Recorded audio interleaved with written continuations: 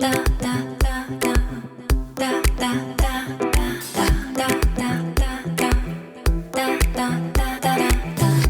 to The Unusual History of Everything, the podcast that uncovers the unusual history of everything around us. I'm Karen Lacey. And I'm Melanie Dellis. On this episode, we swoop in to tell you all about the history of bat folklore and who the first Batman really was.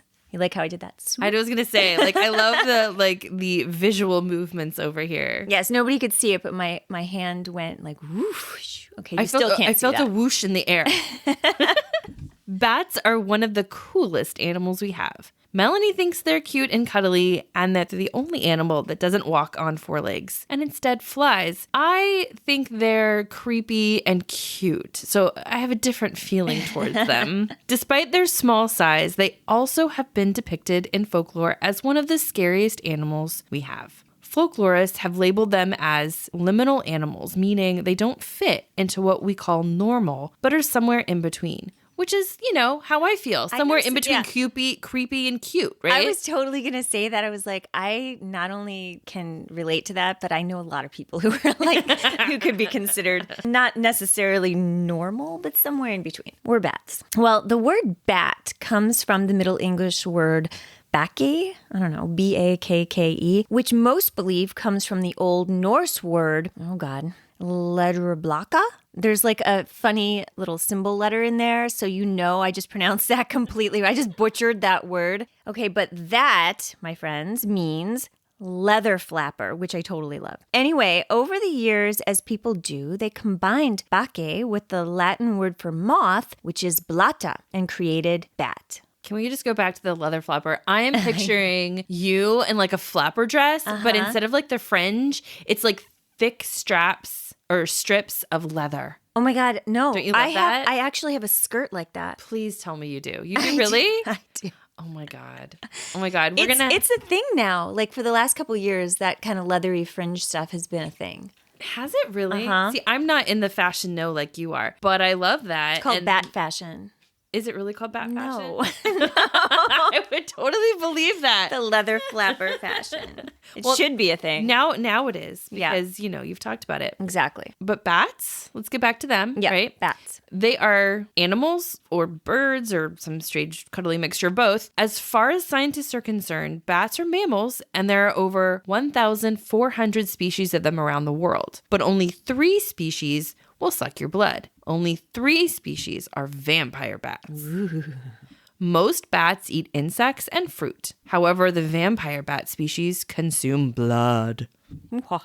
They are called sanguivores and are the only mammals that feed exclusively on blood. And they need about 2 tablespoons of blood every day in order to survive. If they go longer than 2 nights in a row without blood, they'll die. They're very sensitive. That is so interesting. So you think of a vampire bat, it's going to drain your whole body of blood like the movies want you to believe, but they only really need 2 tablespoons and you probably don't even know what's going on. They're like mosquitoes. Yeah, they're like mosquitoes, only cute and cuddly, slightly bigger. And then they can't even go longer than 2 nights without eating or else they just literally die. They literally 2 days later, they're just dead. I wonder if one vampire bat can eat from another vampire bat. I know they can do people and other animals. But I'm wondering if there's this one bat that's stretching on day 2. I'm so weak, save me. And the other one's like, I've got you, Freddy. Drink for me. Oh my God. And then Freddy. Right? I get what you're saying. And let me tell you, they do. Because not only are bats very sensitive, they're very considerate. If they see another bat in need, some of them will regurgitate some blood that they have already drank and share it with them in exchange for some grooming. Freddy's going to have to, in his weakened state, pick off some lice or whatever it is the bats have on them and comb their fur or whatever. Yeah. Vampire bats are also the only species of bats that can walk, run, and jump. And they have this special thumb that helps them push off their prey after they're done feeding, which I thought was pretty cool. I know, I love that. They're like, I've sucked your blood. and like Push push off away. with the special thumb. Like I'm going to find a picture of it and put it on our social media because I think it's cute. And they have heat sensors on their noses to help them find the perfect place on the body of their prey to start eating. But they don't really suck your blood like a leech does. Instead, they use their teeth to make a small little incision in the skin. And then they just lap up the blood with their tongues, which is super cute. I don't know if you've ever seen it. It's like when a dog or a cat just drinks the milk or the water. And the bat's like... with his little tiny tongue is so cute. Just to be clear here, this is on the part where it's not the cute for me, it's the creepy.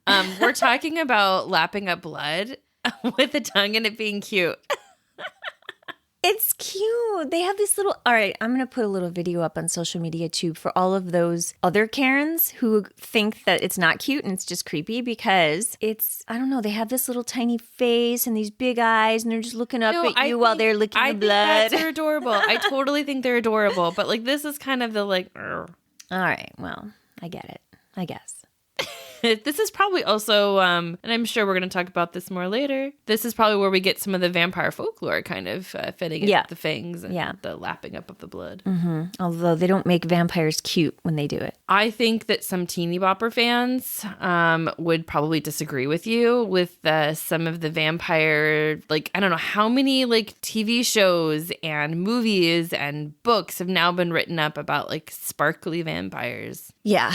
Although that's a whole nother podcast that I just can't stand that. No, I'm in Rice vampire world all the way. Yeah. For vampires, like, made sense. Mm-hmm. Anyway, all bats, no matter the species, have superpowers when it comes to hearing things. Scientists call it echolocation, which basically means they can see in the dark by hearing what's around them, kind of like a radar or a built-in GPS. Bats make vocal noises that bounce off their surroundings, and the echo it creates lets them know details about the environment. For example, if an echo has a sliding pitch, then that tells the bat that something is moving. This comes in very handy when they are hunting. They can also calculate distances by listening to how long it takes an echo to come back to them. Echolocation is also used by dolphins, shrews, and some humans. They make clicking sounds with their mouths and then listen intently to the reverberations, which gives them a mental picture of what's surrounding them. According to New Scientist magazine, researchers studied the clicking noises made by 3 blind people and found that the sounds range from 2 to 5 kilohertz that last for 3 milliseconds, creating a 60-degree cone of sound from their mouths. The point of this research was to understand how it all works in order to teach other people to do it and improve sonar technology. A 60-degree cone of sound. Oh, it makes me think of Cone of Silence. I know. But bats haven't always been thought of as cool, cuddly, and having superpowers like Melanie keeps telling us. Yeah. People long ago were wary of these nocturnal creatures, fearing them and using them in various superstitious ways. For example, the ancient Romans nailed bats to their front doors to protect themselves from witches and sicknesses. They also believed that if you turned around and saw a bat you didn't know was there, that meant that there would soon be an accident or a terrible storm. Ancient Egyptians also placed bats above their doorways to keep demons from carrying disease into the homes. But they also used bats to cure poor eyesight, toothaches, fever, and baldness. Baldness. What the way, okay, I have to say, the way I think they used it for baldness is they just put a bat on their head. Like it's a toupee. I mean, some of those bats are a little furry side, right? Yeah, and as long as it's not a vampire bat. Yeah, right. Lapping up your scalp blood. It's a good exchange. It's a good 2 exchange. tablespoons of blood for a toupee. Yeah. Why not? I like it. It could be a new thing. Bats carrying disease or curing disease has been a common theme throughout history, likely from the occasional spreading of rabies before people knew what rabies was, but also the plague.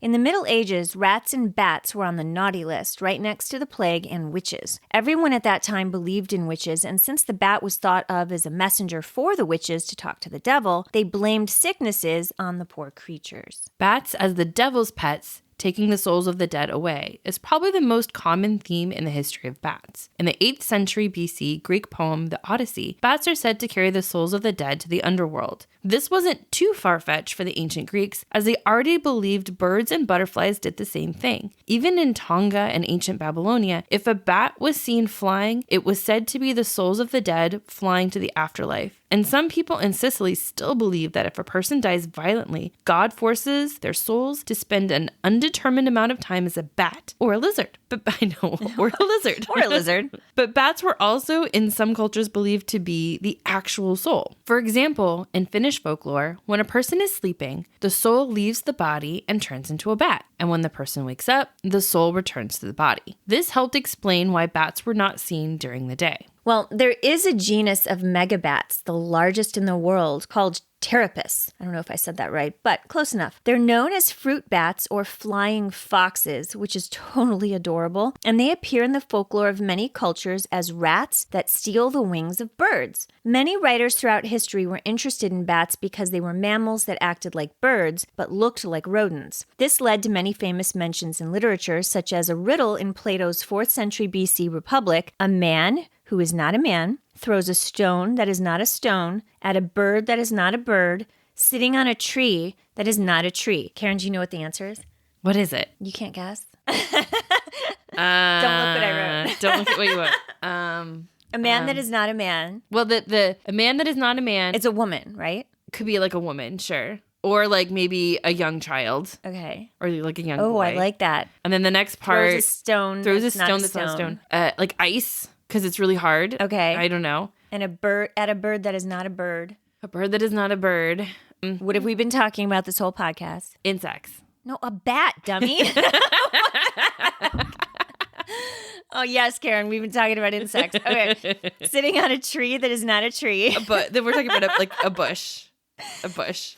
Oh my God. Or a branch, because sometimes a branch can have branches. Now, see, that's what I thought too, yeah. Okay, so the answer is a man who is not a man is a eunuch. He doesn't have its parts, all its parts. Throwing a stone that is not a stone, which is pumice. Pumice. Yeah, that's a volcanic rock. Okay, so it's not a stone, but it's a sort of a rock. It's like, it is a stone, but it has like all the holes in it and it's super light. Have you had a pumice stone before, right? Yeah, it used to be like people would rub your feet you could with use it. And yeah, like it's that. a really good natural exfoliator. And then they threw that at a bird that is not a bird, which is the bat, not an insect, sitting on a tree that is not a tree, which is a reed. I would have said branch. I guess reed. But you can't really sit. But a reed. Okay. But a reed grows up. It grows out of the ground hard like a tree, but it's not a tree. But have you ever seen a bat sitting in that? No. And neither have I. So I don't know. But I mean, this was the 4th century BC. So maybe they did back then. I don't know. I don't know. Although we don't really live near a lot of reeds generally, so like I probably wouldn't see that. And whenever I've seen a bat, it's been like under a bridge or coming out of a cave. Exactly. Or in the trees. Okay, I don't know. We're not going to get into that was hilarious. What a great riddle. So let's go back to the sucking blood part. In 4000 BC, the ancient Sumerians had many stories where demons, they called utukus, sucked people's blood. Within the ututiku, there were other demons called the edemu, which were more like ghosts of people who weren't buried properly. See a different podcast about that one, right? We kind of go into depth on that. Yes, that is a huge, big deal with pretty much every culture in the world throughout time. If you're not buried properly or given like the appropriate funerary rites, oh my gosh, like forget about it. The ghosts are totally coming at you. And this is also where we kind of get some of the earliest ideas of vampires and stuff. So there's a couple podcasts where we talk about this. These edemu were angry and sucked the life force out of people as they slept, much like a succubus. Because they flew in the wind, they were associated with bats, which leads some anthropologists to believe that they were the inspiration, dun dun dun, for the vampire. Ooh. I get that. Also, because they kind of just alluded to it earlier in that paragraph. Yeah, also. Okay, and then there is Batman. Yes. Did I do that good? Totally. Okay. The Mesoamericans were actually the first ones to come up with a Batman, and his name was Camazotz. Camazotz is Keiche Mayan, meaning death bat. So it's safe to say he didn't go around saving innocent people by using cool toys and wearing a cool costume. In an ancient Mayan mythological text called the Popol Vuh, Camazotz is said to live in a cave called the House of Bats. He has a humanoid body, the head of a bat, and a nose like a flint knife. He flies out of the cave at night to attack people by biting them on the neck and then decapitating them. More reminiscent of a vampire than our Batman superhero, I would say. Most historians believe Camazotz was inspired by Desimotos rotundus vampire bat, a giant bat that went extinct during the Pleistocene or Holocene periods. Interestingly, A team of paleontologists digging in the Mangas province of Venezuela in 1988 found a fossil of a vampire bat larger than what we have today, and they named it Desmadas draculae. Both of these species of vampire bat inhabited the area of Oaxaca, Mexico in 100 AD when the Camazotz legend and a bat god was first mentioned by the Zapotec tribe. So it's definitely possible that they saw these giant bats and created legends and gods around them. Imagine these large bats flying out of quote-unquote portals to the underworld at night in order to drink the blood of animals and humans they encountered. That's enough to give anyone chills. Yeah, if I saw that giant bat fly out of one of... So the cave that was in that area at that time, there's pictures of it on the internet. It's like literally a giant hole in the ground. And I forget the tribe's name for it, but it kind of translated as like a portal to the underworld. And literally these giant bats lived in there because it was a cave, you know? It just happened to not be above ground. It was like down. So it looked like it was flying out of the depths of hell. That would be enough to make me think it was like some kind of devil bat. Yeah, I would freak out if I saw that. Oh my God. Devil bat. Well, I mean, that's kind of some of my experiences with seeing, honestly, just different bats is usually because they're like underneath a bridge and they would come out like at certain times of the night or kind of like that evening. Mm-hmm. And then the other times was coming out of Carlsbad Caverns, which is this big, huge hole in the ground, but it's a cave. So you have to like go down this huge walkway to get there. Portal to heaven. And then they have certain times of the, that day night kind of dusk. They come out and they just fly out and they have these stands where you can just sit there and just like watch it happen. It's crazy. And it's super fun. But it's like a little scary because it's bats and they all come out at the same time and they're screeching and flippity flapping. But the chances of them like being vampire bats is like slim because those species of vampire bats typically are only found in South America, parts of Asia and stuff like that. Right. So you don't have to worry. Carlsbad is likely vampire free. I assume so. I think it's just more like the feeling you get when like, it's the same kind of thing when you see like a herd of animals just like run really fast past you. It's like more like an exhilaration, like, oh, what's going on? Kind of thing. Yeah. Yeah. Well, that brings us to the end of our episode. You can follow the Unusual History of Everything podcast on Instagram at The Unusual History of Everything and on our Facebook at The Unusual History of Everything podcast. Find our show notes on www.musecuratorial.com. The Unusual History of Everything is written, produced, and directed by Melanie Dellis and Karen Lacey. New episodes air every Tuesday on all podcast outlets. Be sure to subscribe to us so you never miss an episode and leave us a review. You can also see photos from our episodes and more on our website, Instagram, and Facebook. Thanks for listening. I'm Melanie Dellis. And I'm Karen Lacey, your host for The Unusual History of Everything.